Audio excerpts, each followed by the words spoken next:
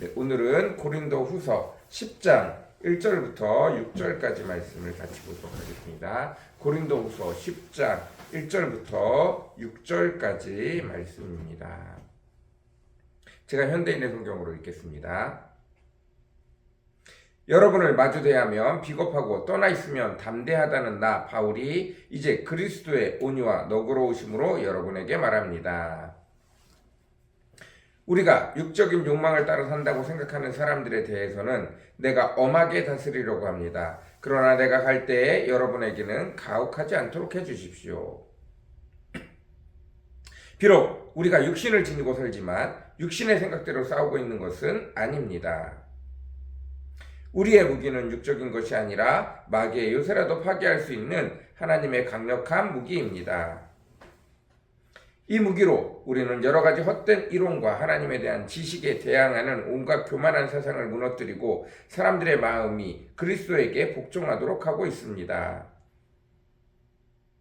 그리고 우리는 일단 여러분이 완전히 순종하게 되면 불순종하는 사람들을 모두 처벌할 준비를 하고 있습니다. 아멘.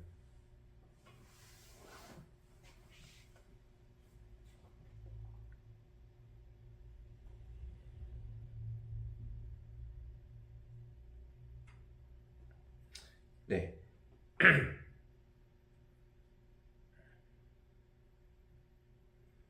오늘은 고린도후서 10장 1절부터 6절까지 말씀입니다. 고린도 교회 사람들 중에 거짓 선지자들이 들어오고 율법주의자들이 들어와서 사도 바울을 많이 비방했습니다. 그러면서 나온 얘기 중에 하나가 뭐냐 하면 사도 바울은 편지로 쓰는 것은 아주 말을 잘하는데 편지로 쓸 때에는 그 말들의 무게가 아주 많은데 직접 와서 우리들과 대화할 때는 너무 비리비리하다, 너무 약하다, 어떻게 이럴 수 있느냐. 편지로 쓸 때는 어떻게 그렇게 날카롭고 그리고 무겁고 중요한 얘기들 그렇게 하지만 사람과 사람이 대해서 만날 때는 사도 바울이 얼굴과 얼굴을 대하여 말할 때는 너무 연약하다, 말을 못한다, 어떻게 그렇게 말을 못할 수 있느냐, 이런 식으로 소문이 돌았다는 것입니다. 물론 실제로 사도 바울이 대화술에 있어서 사람과 사람이 대화하는 것에 있어서 언변이 약했을 수도 있습니다. 그러나 공부를 워낙 잘했고 또 여러분 보시면 아시겠지만 이 바울 서신이 헬라어 중에서도 가장 고급 헬라어로 오늘 본문도 보시면 아시겠지만 여러분은 잘 못 느끼시겠지만 이게 어떻게 되어 있는 거냐 하면 1절, 2절, 6절이 주제 문구예요. 그리고 2절에 관련돼서 부연 설명이 3절, 4절, 5절이에요. 그게 무슨 얘기냐 하면 2절 우리가 육적인 욕망을 따라 산다고 생각하는 사람들에 대해서 내가 엄하게 다스리려고 합니다. 그러나 내가 갈 때 여러분에게 가혹하지 않도록 해주십시오. 그 다음에 나오는 문장이 6절이에요. 그리고 우리가 일단 여러분을 완전히 순종하게 되면 불순종하는 사람들을 모두 처벌할 준비를 하고 있습니다.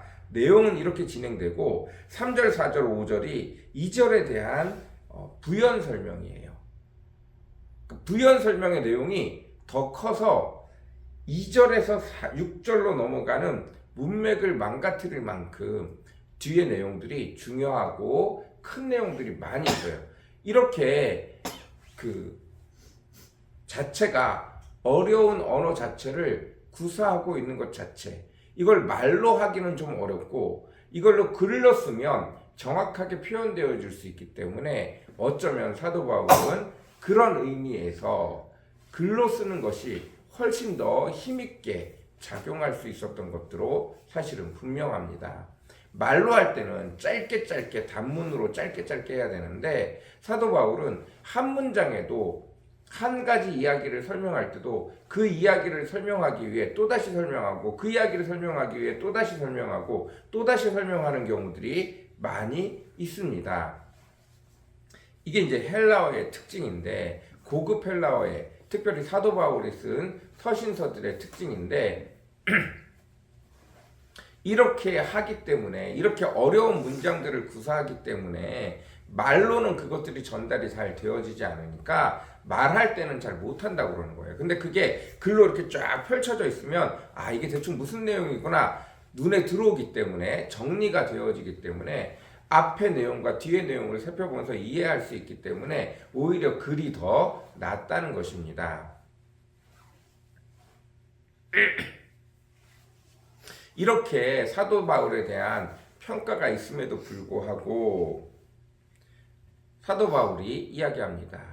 사람들이 나를 육적인 사람으로 오해한다. 내가 육신의 몸을 입고 살아가고 있지만 내 안에는 육적인 것들이 살아가는 것이 아니라 영적인 것들이 살아가고 있다.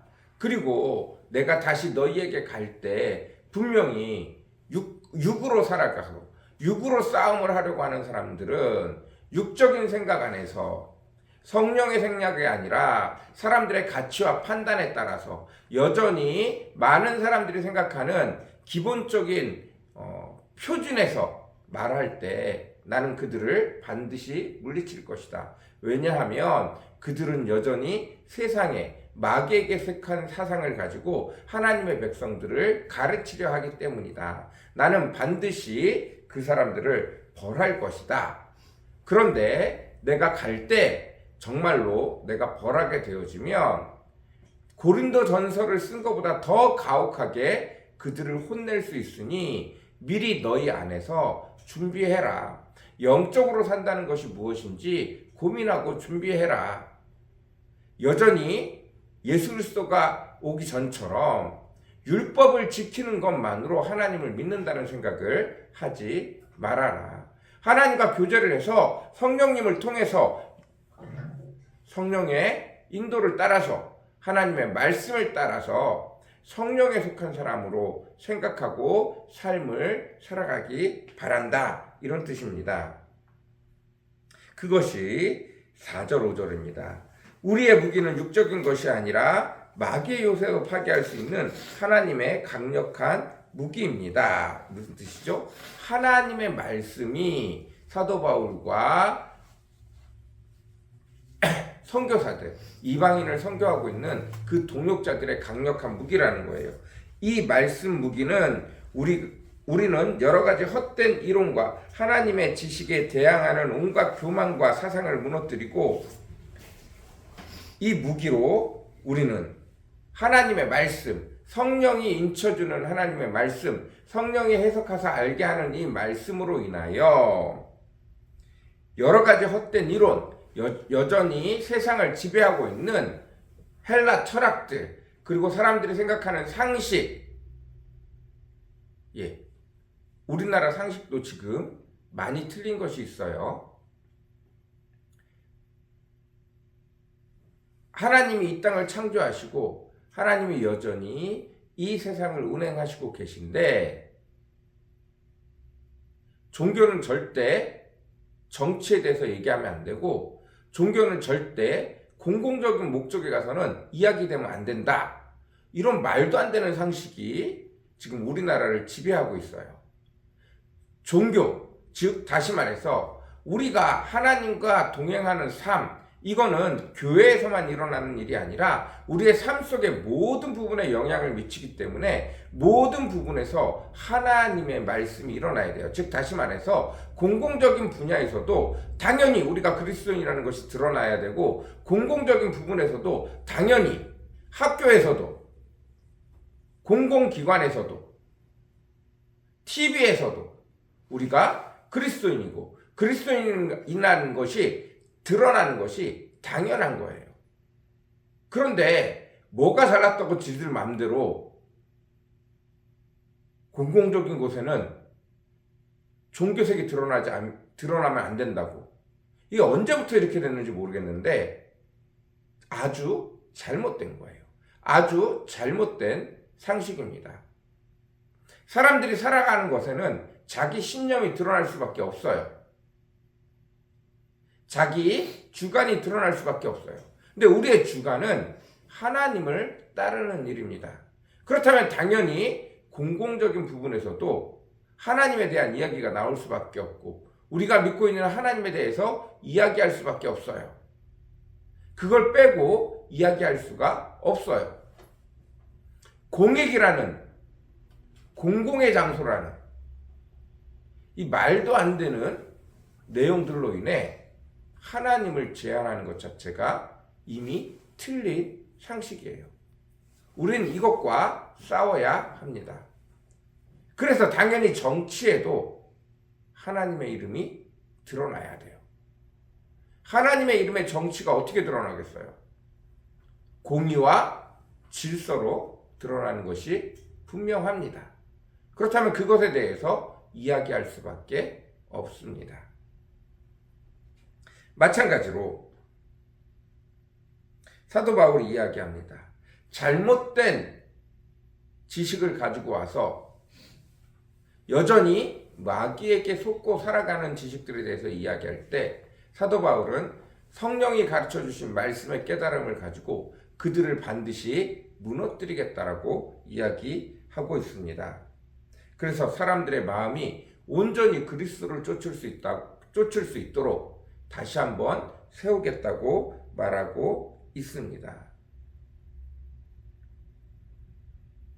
그래서 그리스도를 믿는 자들이 다시 한 번 더 하나님의 말씀 앞에 바로 서게 된다면 교회 안에 들어와 있는 온갖 잘못된 상식으로 사람들을 어지럽히는 사람들을 반드시 한번 걸러내겠다고 얘기를 하고 있어요. 반드시 한번 틀렸다고 그들에게 경고하겠다고 말하고 있습니다. 특별히 잘못된 유대교, 율법을 가지고 들어오는 사람들에게 반드시 이 일을 책임을 묻겠다고 이야기하고 있는 중입니다.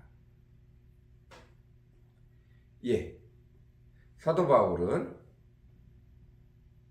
늘 언제나 육신을 가지고 살아가지만 육신의 생각을 따라 이전에게 마귀에게 속해 있던 상식과 경험을 따라 살아가는 것이 아니라 내가 이전에 예수 그리스도를 만나기 전에 배웠던 모든 학문과 모든 교육들은 모든 경험들 이 모든 것들을 내가 쓰레기로 여기로니 하나님 앞에서 다 벗어버리고 오로지 예수 그리스도를 만나고 난 이후에 성령이 깨닫게 한 성령의 삶, 하나님의 말씀을 통하여 깨닫게 된 주님과 함께하는 동행하는 삶, 그것을 붙든다고 이야기하고 있습니다.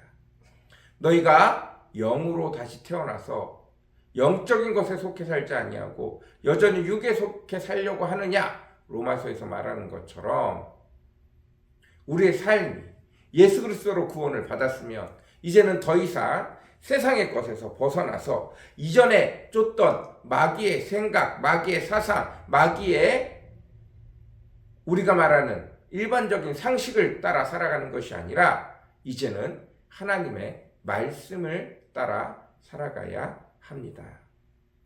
성령의 인침을 따라 살아가야 하는 것이 마땅합니다.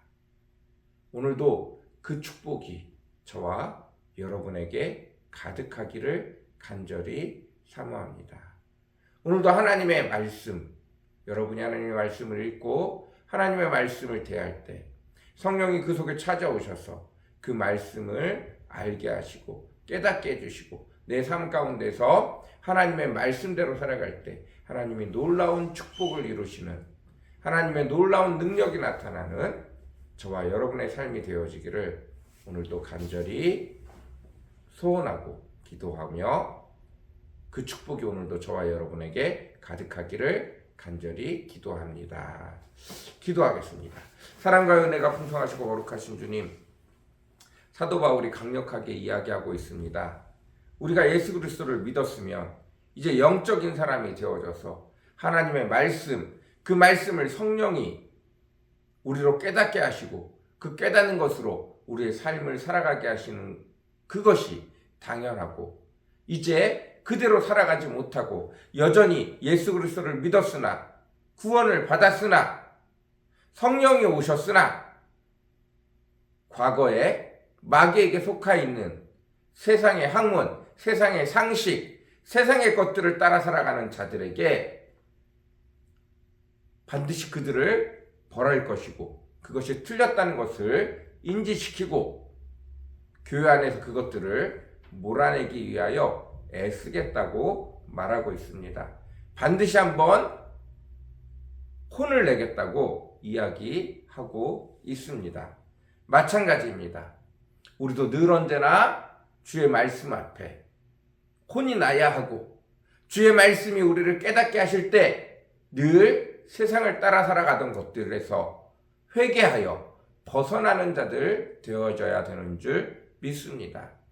하나님, 우리가 여전히 하나님을 따르고 하나님을 믿고 예수 그리스도를 믿고 있다고 하나 우리가 성령을 알지 못하고 여전히 성령 안에 온전히 들어가서 온전히 성령을 따라 살아가지 못하기에 여전히 우리 삶 속에 세상을 쫓아가는 것들이 많이 있음을 고백합니다.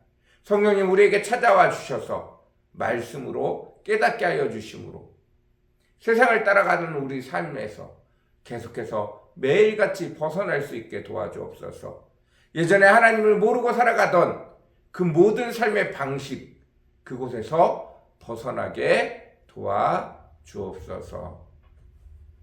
하나님의 말씀은 세상의 모든 것들을 무너뜨리고 하나님의 법으로 하나님의 공의로 하나님의 은혜로 살아가는 하나님의 나라를 확장시키는 하나님의 나라를 세워가는 놀라운 능력의 무기인 줄 믿습니다. 오늘도 그것들을 얻어 누릴 수 있는 저희들 되어지도록 저와 우리 성도들 다 되어지도록 주님 축복하여 주옵소서. 감사합니다. 예수님의 이름으로 간절히 기도드렸습니다. 아멘.